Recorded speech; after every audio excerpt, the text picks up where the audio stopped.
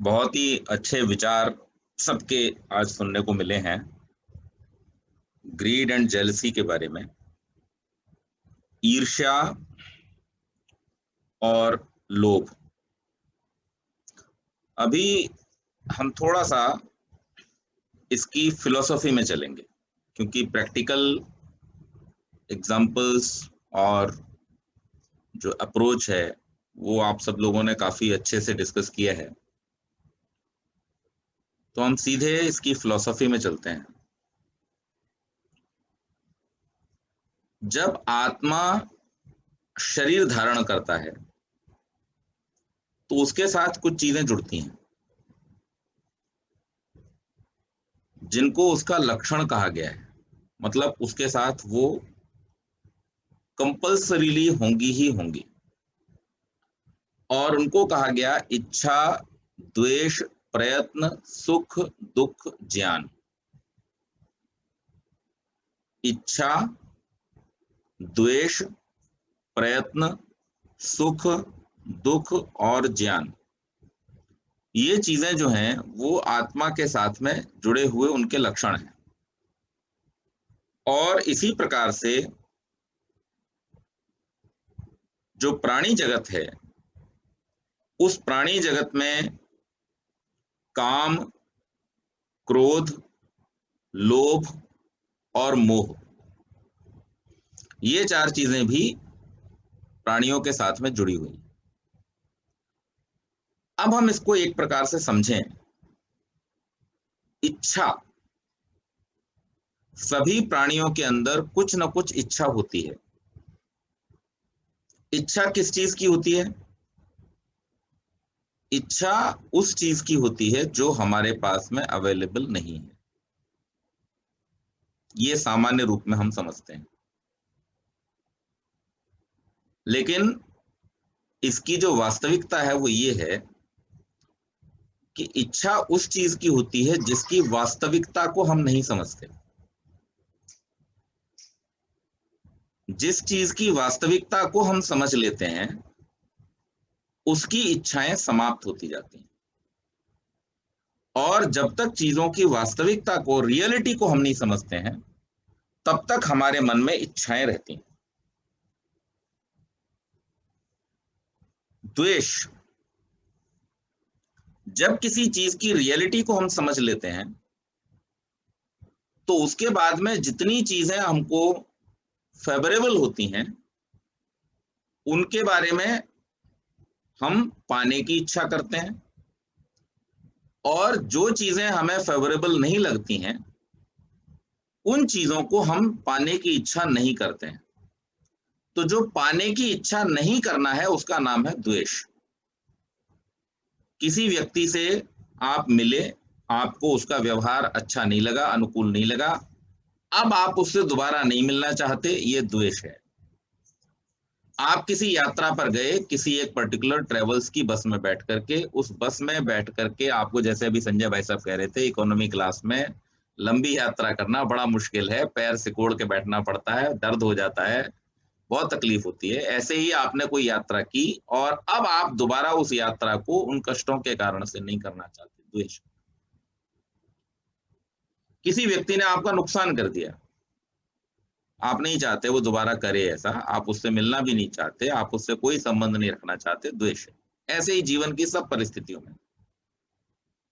और वो चीजें जो आपको फेवरेबल थी तो उनको दोबारा पाना आप चाहते हैं, और पाने के लिए आप जो एफर्ट्स करते हैं उसका नाम है प्रयत्न।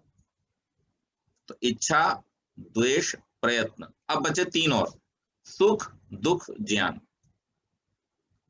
तो जो चीजें आप जिनसे द्वेष करते थे, जिस कारण से आप उनसे द्वेष करते थे, उसका नाम है दुख, अनफेवरेबल होना। और फेवरेबल होना, इसका नाम है सुख।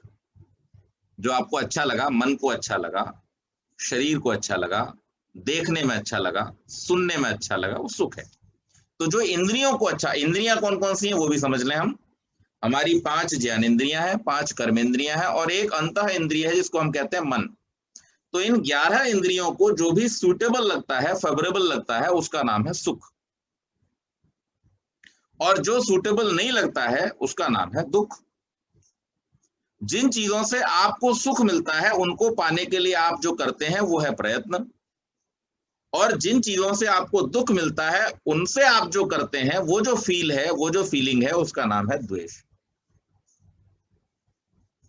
ठीक है जी। अब इन सब के पीछे एक चीज है, छठी चीज, जिसका नाम है ज्ञान।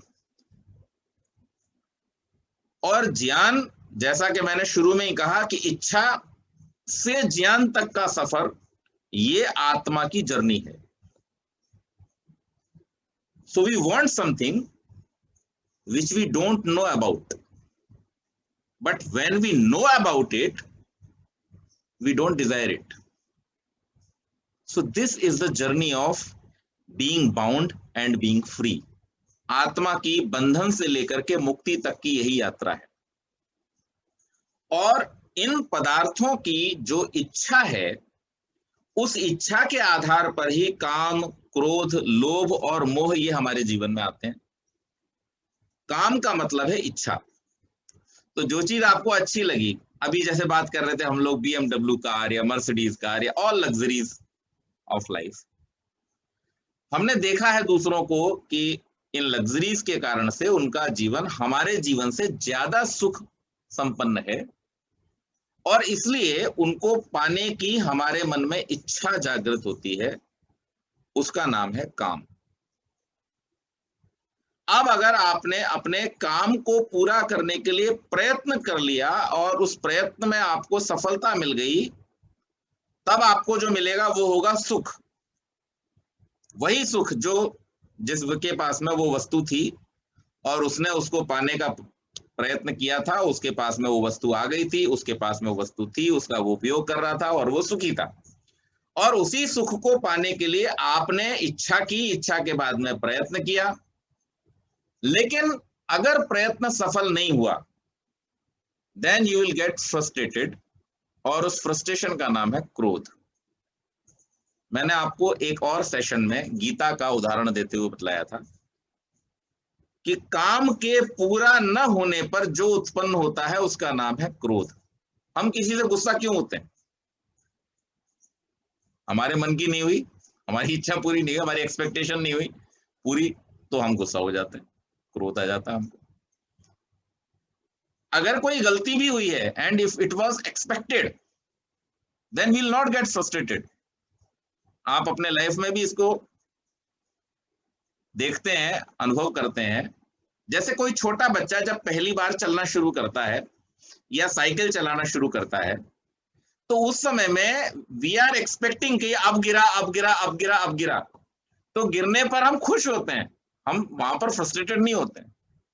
लेकिन अगर हमने ये एक्सपेक्ट कर रखा है वहां पर कि नहीं, अब तो इसको एकदम परफेक्ट ही चलाना चाहिए और ये कैसे ऐसे नहीं चला सकता है, और फिर जब वो गिरेगा, then we will be frustrated.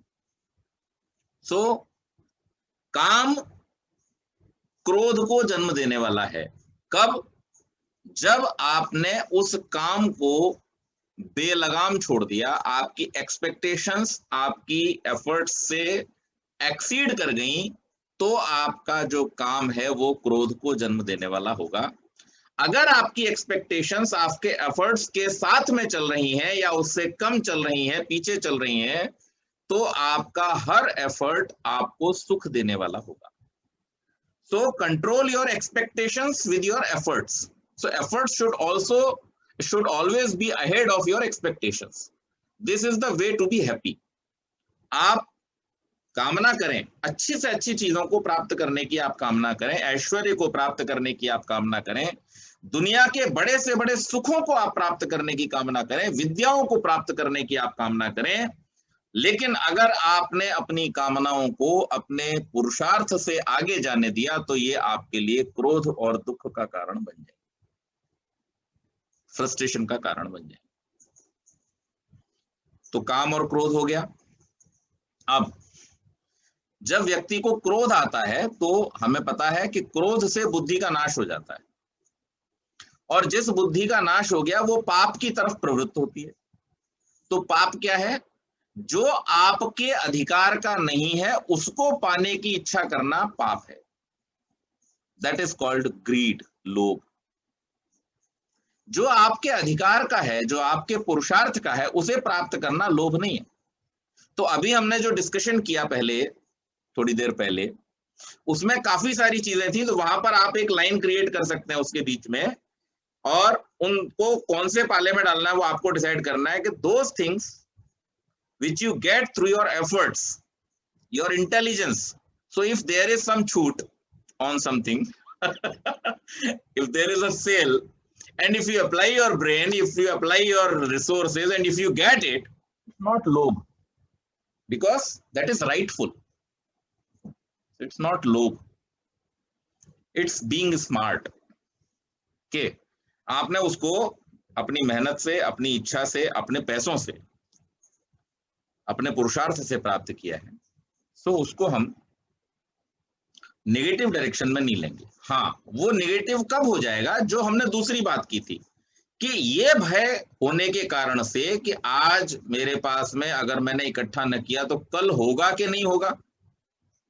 तो भय हमेशा पाप की तरफ लेकर के जाता है। हम लोग पिछले सेशन में भी डिस्कस कर चुके हैं इस बात को कि जो भी भय है हमारे दुनिया में, जितना भी पाप है, उन सब के मूल में भय है। हिंसा के मूल में भय है, झूठ बोलने के मूल में भय है, चोरी करने के मूल में भय है, ब्रह्मचर्य का पालन न करने के मूल में भय है, ईश्वर भक्त न होने के मूल में भय है, चीजों को इकट्ठा करने के मूल में भय है।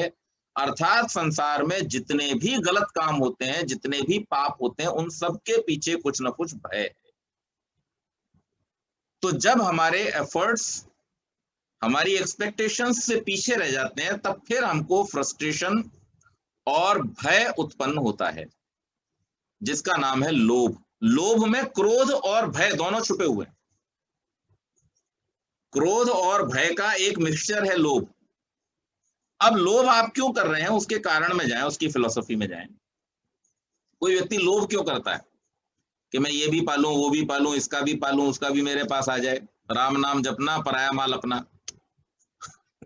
ये क्यों होता है? ये इसलिए होता है क्योंकि उस व्यक्ति के मन में भय है। किस बात का भय है? जो विवेक जी ने कहा कि lack of confidence, lack of competence and lack of contentment. इन तीनों चीजों के न होने के कारण से संतोष का अभाव, योग्यता का अभाव, आत्मविश्वास का अभाव, और इन तीनों चीजों के न होने के कारण से वो व्यक्ति भयग्रस्त है। और अब वो चाहता है कि मैं सरल रास्तों से चीजों को पालूं, मेहनत के रास्ते से नहीं, योग्यता के रास्ते से नहीं, पुरुषार्थ के रास्ते। अच्छा, एक बात बतलाइए, आज तक जितने भी बैंकिंग में स्कैम्स हुए हैं बड़े बड़े, वो किस कारण से हुए? उसके पीछे क्या काम करता है? Your greed. आप अपने पैसे को तेजी से बढ़ाना चाहते हैं और जल्दी बढ़ाना चाहते हैं, और इसलिए आप चाहते हैं कि बिना एफर्ट के ही जब पैसा जल्दी से बढ़ जा रहा है, तो क्यों ना हम अपनी सारी पूंजी को इसी में डाल दें, जल्दी जल्दी पैसा बढ़ेगा, हम फ्री हो जाएंगे। तो इसका जो मूल है वो क्या है? भय है। इसका जो मूल है वो लोभ है।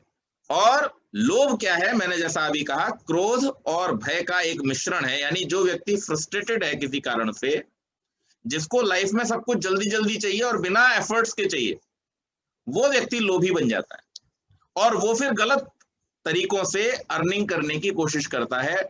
या तो लोग उसे बेवकूफ बना लेते हैं, या फिर वो किसी गलत अर्निंग सोर्स की तरफ डाइवर्ट हो जाता है, और दोनों ही स्थितियों में उसका नाश होना निश्चित हो जाता है।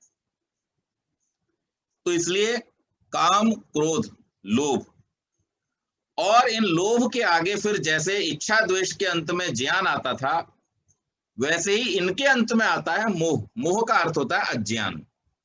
जो वस्तु का यथार्थ है, उस यथार्थ को न समझ करके, उसके राइटियस फॉर्म को न समझ करके, उसके ठीक ठीक स्वरूप को न समझ करके, उसको कुछ अपने ही ढंग से इलस्ट्रेट करना, अपने ही ढंग से इमेजिन करना, यह कहलाता है मोह।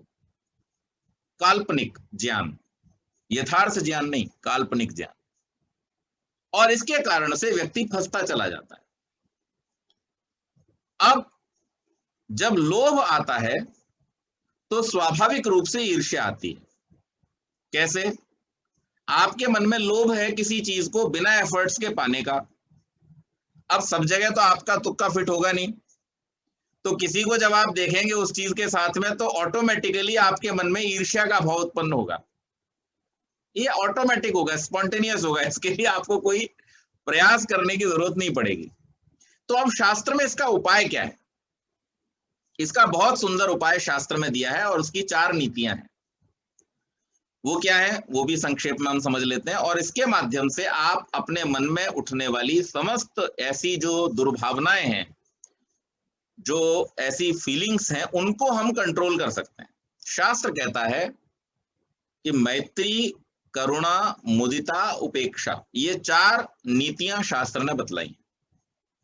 तो जो लोग आपके जैसे हैं, like minded people, be friend with them, आप उनके साथ दोस्ती करो, मित्रता करो, मैत्री, and this will make you happy. आपको फ्रस्ट्रेशन से बाहर निकालने में जो सबसे मजबूत चीज है वो है मित्रता।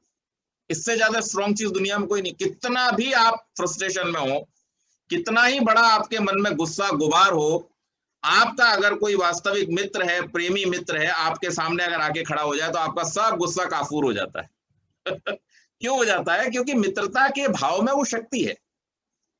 तो आपके जैसे जो लोग हैं उनके साथ में आप मित्रता कीजिए, और ये मित्रता आपको सारे फ्रस्ट्रेशन, सारे लोभ, सारे लालच, सारे जो दुख हैं उनसे दूर ले आएगी। लेकिन यहां ध्यान देने बात योग्य जो बात है वो कौन सी है? आपके जैसे जो लोग हैं। दूसरा है करुणा। जो आपसे कमजोर हैं, आपसे नीचे हैं, उनके प्रति आपकी दृष्टि कैसी होनी चाहिए? डोंट मेक देम फ्रेंड्स, उनको कभी मित्र मत बनाओ। अगर आपने अपने से कम जानकार, कम सुविधा संपन्न, कम संपन्न लोगों को अगर अपना मित्र बनाना शुरू किया, आपका जीवन दुखी हो जाएगा, निश्चित मान लीजिए। और ये मेरा कहना नहीं है, ऋषियों का कहना है। तो उनके प्रति आपके मन में करुणा का भाव होना चाहिए। करुणा मतलब हेल्प एंड सपोर्ट, कि भाई ये जो लोग हैं ये हमसे कमजोर हैं और हमें इनका हेल्प करना है, इनका सपोर्ट करना है, मित्रता नहीं करनी है। लेकिन उनसे try to make them as good as you are and then you make them your friends, but not before that. ये सुखी रहने का रास्ता है। और तीसरा है मुदिता। जो आपसे ऊपर है, आपसे ऊपर के लोगों को देख करके हमेशा प्रसन्न होइए। किसी ने अगर अपने जीवन में आपसे अधिक उन्नति की है, आप उसका कुछ बिगाड़ तो सकते नहीं। बिगाड़ने की कोशिश में आप अपना ही बिगाड़ बैठोगे। तो क्या करना है? उन्हें देख करके प्रसन्न होना है। और प्रसन्नता का मतलब यह है कि आप भी उस युक्ति को, उस तरीके को अपने जीवन में अपनाने का कोशिश करो जिससे आप भी उस स्तर तक पहुंच सको। तो प्रसन्नता का मतलब केवल मुस्कुराना नहीं है। प्रसन्नता का मतलब है to adopt thing in your life to become more successful, more prosperous, more healthy, whatever you want to attain, you want to achieve, to have that in your life is to be happy. प्रसन्नता का अर्थ ये होता है। तो मुदिता, आप उन्हें देख करके प्रसन्न होइए और अपने जीवन में उनके अच्छे गुणों को अपना लीजिए। आमतौर पर लोग क्या कहने लगते हैं जब किसी को उन्नति करता है? अरे उसने बहुत बेईमानी की होगी इसलिए उसके पास इतना पैसा। This is simple sentence people use. अरे बेईमानी के बिना क्या किसी के पास पैसा आता है? अच्छा, गॉड फॉरबिड, अगर उसी आदमी के पास में कहीं किसी सोर्स से या उसको कहीं कोई अच्छी अपॉर्चुनिटी मिल जाए और उसके पास पैसा आ जाए, तो उसकी फीलिंग तुरंत चेंज हो जाती है इस बारे में, और फिर वो कहता नहीं हमने तो बहुत मेहनत से कमाया है। तो ये आपके दुख का कारण है। सुखी आप कब होंगे? जब आप सफल लोगों को देख करके प्रसन्नता का अनुभव करेंगे और उनके अच्छे गुणों को अपने जीवन में अपनाने की कोशिश करेंगे, आप सफल होंगे। कोई व्यक्ति बहुत अच्छा बोलता है, लिसन टू हिम। क्या बुराई है? अरे ये कहना अरे इसके अपने लाइफ में तो कुछ नहीं है, बोलता बहुत अच्छा है, इससे क्या होता है? अरे भाई, उससे पहले शीशे के सामने खुद खड़े हो, just see yourself, then you will find कि वो आपसे फार बेटर है। तो ये हमारे दुखों के कारण। तो मुदिता, प्रसन्न होइए किसको देख करके? जो आपसे ज्यादा सक्सेसफुल लोग हैं उनको देख करके हमेशा खुश होइए, कभी दुखी होने की कोई वजह नहीं। अच्छी चीज को देख के हम खुशी होते हैं ना, तो सफल व्यक्ति को देख करके हम खुश क्यों नहीं होते? सफलता को देख करके भी हमें प्रसन्नता का अनुभव करना चाहिए और उसे अपनाने का प्रयास करना चाहिए। और चौथे वो लोग हैं जिनके बारे में आपको ये तथ्यात्मक रूप से पता है कि इन लोगों ने कुछ गलत किया है और गलत करके इन लोगों ने जीवन में दूसरों को सता करके, दूसरों का लूट करके, दूसरों से छीन करके अपनी संपत्ति बनाई है, जिनके बारे में आप तथ्यात्मक रूप से श्योर हैं, या ऐसे लोग जो आपको अकारण ही आपसे ईर्ष्या करके आपको नुकसान करने की कोशिश करते हैं, उनके प्रति आपकी जो नीति होनी चाहिए वो होनी चाहिए उपेक्षा। Ignore them, just ignore them. कई बार हम लोगों को ये सिखाया जाता है, बहुत सारे ज्ञानी लोग ये ज्ञान देते हैं, अरे भाई, अरे वो नालायक आदमी है लेकिन ऐसे लोगों का भी साथ होना बहुत जरूरी है, ऐसे आदमी से दोस्ती करके रखनी चाहिए हमेशा। Never. If you know the person is wrong, just ignore him. कुछ नहीं बिगड़ेगा आपका, क्योंकि आप गलत नहीं हो तो आपको गलत आदमी की जरूरत पड़ेगी क्यों? मुझे अगर घर में शाकाहारी भोजन बनाना है तो मुझे मांस घर में लाने की जरूरत पड़ेगी क्यों? कभी नहीं पड़ेगी। कोई ऐसा शाकाहारी भोजन है ही नहीं जिसमें बनाने के लिए मांस की आवश्यकता पड़ती हो। इसी प्रकार से अगर मुझे कोई गलत काम करना ही नहीं है तो मुझे गलत आदमी की जरूरत पड़ेगी क्यों? कभी नहीं पड़ेगी। तो उनको इग्नोर कीजिए। और जब हम ये करने लगते हैं तो उससे फिर हम अपने जीवन में सुख का जो मार्ग है वो प्रशस्त करते हैं, और हमारी ये जो दुर्भावनाएं हैं जो हमारे मन में सहज रूप से उत्पन्न होती हैं, जैसे कमरे के अंदर धूल कहां से आती है ये आपको फाइंड आउट करने की जरूरत नहीं है। आप कितनी ही खिड़कियां क्यों ना बंद कर लें, थोड़ी बहुत धूल तो आपके कमरे में आएगी, उसे गंदा करेगी। हमारा जो काम है वो क्या है? अपने कमरे को खुद साफ सुथरा रखने का। तो ईर्ष्या, द्वेष, राग, काम, क्रोध, लोभ, मोह, ये सारी फीलिंग्स जब हम संसार में होते हैं तो हमारे अंदर आएंगी ही, स्वाभाविक रूप से आएंगी ही।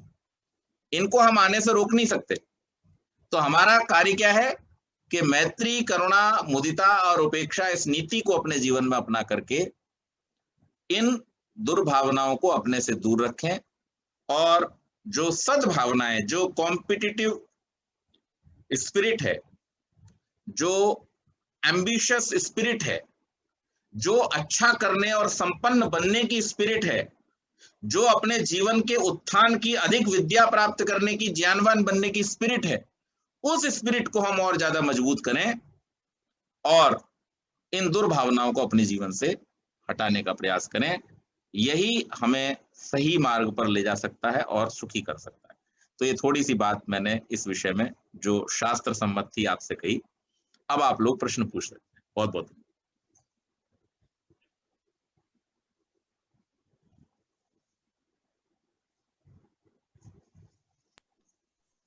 जी, thank you so much, it was wonderful. इतने डीप थॉट्स और नीति को लेके जो आपने एक्सप्लेन किया, I think it was eye opener. ऐसा हमने कभी सुना नहीं था कि नीतियां किस हिसाब से ज्ञान देती हैं। तो I think it's a very good learning, और आई एम श्योर इसमें से सारे पॉइंट्स को हम डेली लाइफ में यूज कर पाएंगे। Thank you so much. आपने एक पॉइंट जो कहा कि you should avoid certain people, उनकी उपेक्षा करी जाए जो गलत करते हैं, as long as they are strangers it's fine।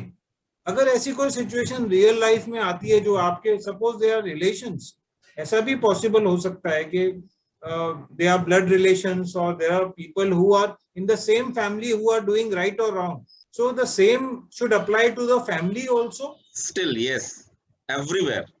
See, what is our family? Here in Mumbai, you people are my family. Family वो है जहां हम मानते हैं कि फैमिली है, जहां पर हमारा एक मन जुड़ता है, जहां पर हमारे विचार मिलते हैं, जहां पर हम लोगों के साथ बैठ करके अपने सुख दुख बांट सकते हैं, उसका नाम परिवार है। जहां पर हमारे सुख दुख नहीं मिलते, जहां पर हमारे विचार नहीं मिलते, वो किस बात का परिवार है? तो जस्ट डोंट जैसे कहते हैं ना कि रिश्तों को ढोना नहीं चाहिए, रिश्तों को निभाना चाहिए, और निभाने के लिए जरूरी है कि आपके विचार मिलें। तो इट अप्लाइज एवरीवेयर। ऋषियों की जो बातें हैं वो सार्वभौमिक और सार्वकालिक हैं, वो सब जगह अप्लाई होती हैं। Thank you.